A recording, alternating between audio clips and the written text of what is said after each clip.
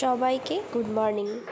তো এটা হলো সানডের ব্লগ। সানডে আমি সকালবেলা উঠে ভাবলাম আজকে একটু ঘুগনি করি, রুটির সাথে একটু ঘুগনি খাবো। তার জন্য ঘুগনি বানানোর জন্য প্রিপারেশনে লেগে গেলাম।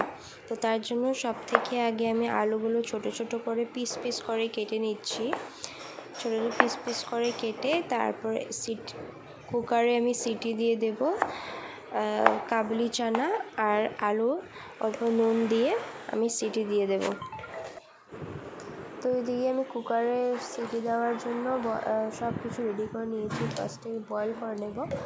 রাত্রে যেহেতু আমি ভিজিয়ে রেখেছিলাম, আমি চানাটা কাবুলি চানা রাত্রেবেলা ভিজিয়ে রেখেছি। তারপরে দেখি সিটি দেবো না, 4টা সিটি দেবো। তারপর কুকারটা রেডি করে নিচ্ছি। এখন বসিয়ে দিলাম কুকারটা। তো এটা সিটি হতে হতে আমি এদিকে টমেটোটা কেটে নেব। টমেটোটা কেটে রাখলে তাড়াতাড়ি হয়ে যাবে। এদিকে সিটিও হয়ে গেলে এদিকে আমার টমেটোটা কাটাও হয়ে যাবে। তো টমেটোটা আমি ছোটো ছোটো পিস করে কাটবো না, বেশি ছোটো পিস করে কাটলে এটা গলে যাবে। তার জন্য একটু বড় বড় পিস করে রাখবো, বড় বড় পিস করে কাটবো।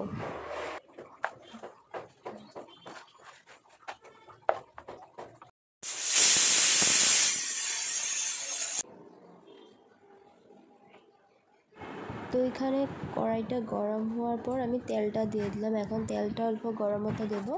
তেলটা গরম হলে আমি এখানে শুকনো লঙ্কা দিয়ে দেবো। শুকনো লঙ্কা দিব, তারপর এখানে টমেটোটা কেটে রেখেছিলাম, সেই টমেটোটা দিয়ে দেবো।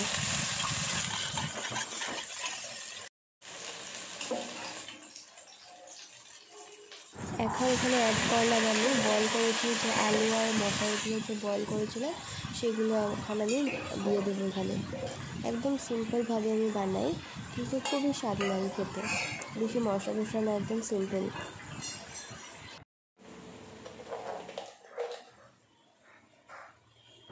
তো এখানে দিয়ে দিলাম আমি লবণ দিয়ে দিলাম। তারপর এখানে দেব সবকে লবণ দিব, জিরার গুঁড়া দিব, শুকনো লঙ্কার গুঁড়া দিব। তারপর এখানে হলদি তো লাগবেই, হলদিটা দেব। দিয়ে বাস এতটুকুই মশলা দেবো। আর আমি কিছু এক্সট্রা কিছু মশলা দেবো না, কিন্তু এরকম আমার মতে বানিয়ে দেখবে, সত্যি খুব স্বাদ লাগে খেতে। আমি যেভাবে বানাই সেটাই তোমাদের সঙ্গে একটু শেয়ার করলাম। ভিডিওটা দেখে জানিও যে তোমাদের দেখে কীরকম লাগছে রেসিপিটা। আমার মতো রান্নাটা কীরকম লাগিয়েছে তোমাদের, একটু আমাকে কমেন্ট করে জানিও।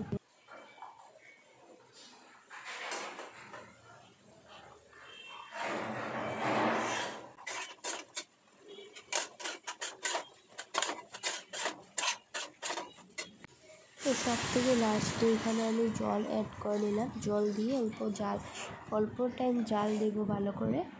তারপর আর কিছু দেবো না, শেষ।